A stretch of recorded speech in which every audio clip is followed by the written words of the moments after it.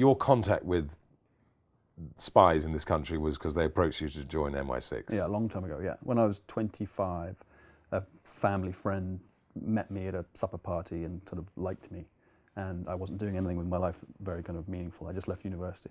And so he suggested that I should go forward for fast stream diplomatic service, i.e. become eventually an ambassador, a diplomat. And are they still top graduates and the cleverest people, or what are the cleverest people? Well, my impression was that they used to get, back in the sort of the heat of the Cold War, so to speak, they weren't getting the best of the best. But then latterly, in more recent times, the sort of very best, the kind of cream of Oxbridge and so forth, are getting grabbed by SIS and the diplomatic services getting this.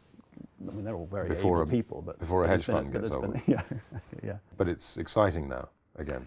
I think it is. I mean, again, the novels and spy thrillers, as you think about the Bourne movies, for example, give a very accelerated and false impression of how exciting spookery is. I think Le Carre said spying is waiting. I think there's a lot of desk work, a lot of...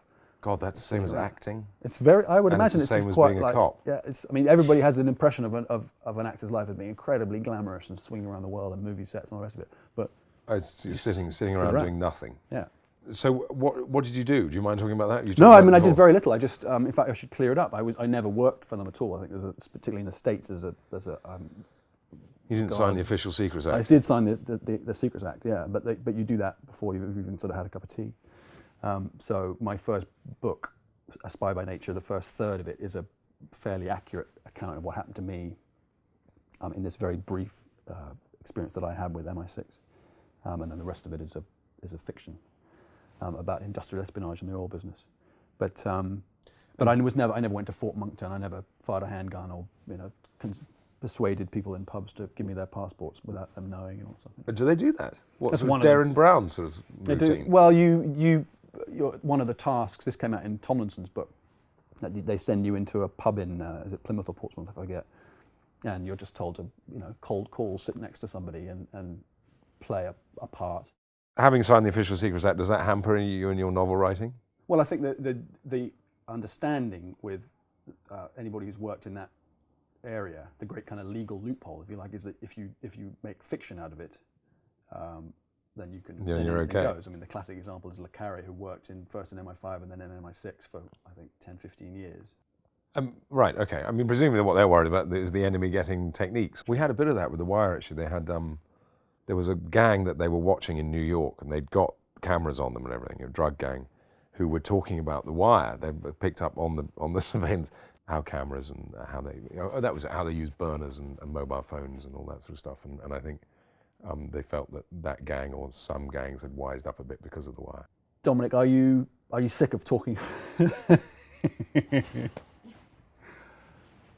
Are you sick of talking about The Wire? You've been back now for 3 years. It had hit England quite hard, and suddenly after 7 years had become successful here. So I took the summer to go around all these festivals and talk about The Wire and get some acclaim, and then I decided after that I wouldn't talk about it anymore. Actually, that's not true. I said I wouldn't talk about it, and I've done nothing else, as I'm doing now, because I've got nothing else interesting to talk about. But do you miss playing McNulty? I'm quite interested in how you put that character together. Does all of the character come from the writing, or did you have a relationship with the writers on the series that you would say I think that he should go more in this direction? No. A script comes along and you start reading facts that are actually gleaned from your own life. And my life at the time was fairly disrupted and disjointed. And so I think a lot of that fed into McNulty's and vice versa. So you do start going slightly mad. You're not quite sure where your life ends. And certainly I remember meeting Gandolfini, who played TonySoprano, and he was in a really bad way by the end of The Sopranos. It's definitely bad for your health, episodic television. So you would sit down you'd be in a pub with Dennis Lehane, who was writing the scripts for The Wire, or with George Pelecanos, and you'd be chatting about your life, and you'd be having a beer, and you'd be mates, but you'd think that they were listening to you and feeding that into the scripts? Do you think that they were working while they were socializing with you, or? All the writers are around all the time, and we had quite close friendships with them, so they'd be taking what they wanted, I suppose, and absorbing it. And also, I suppose, you take inevitably an actor takes a character in a different direction to what a writer might have thought of initially, and which must be in one way quite a hard thing, but in another way quite interesting probably for a writer. I mean, when you cast me as Gaddis when they make the film of this, and you cast me as Gaddis, then I'm sure you'll be delighted with some things I do and horrified by others. We have some other actors interested, but back to you. Yeah. Unlike some of the, I mean, George Pelecanos was around all the time, but Dennis Lehane only pitched up once, I think, and and that was mainly to play a cameo in The Wire, and he plays this sort of the mean, most pathetic cop of all time, who's the guy who is stuck in the basement with signing off equipment chits, and he's in charge of sort of equipment, and all he does is sit there reading a porn mag, and he sits there munching a donut and reading porn, and I come up and I'm trying to get a radio or some piece of equipment, and Lehane just looks up, and he doesn't look like this sort of slob who'd do that, but he played it brilliantly, just sort of looking up, what do you want, you know. But that does all that that you were saying you were coming to his character for some piece of equipment, does surveillance interest you, the thing? Are you worried about the surveillance society and mobile phone triangulation, all the stuff that's in Trinity Six? Well, I suppose what I did, the little I did learn about that world on The Wire was actually how, I suppose it was from the point of view of a cop trying to get surveillance.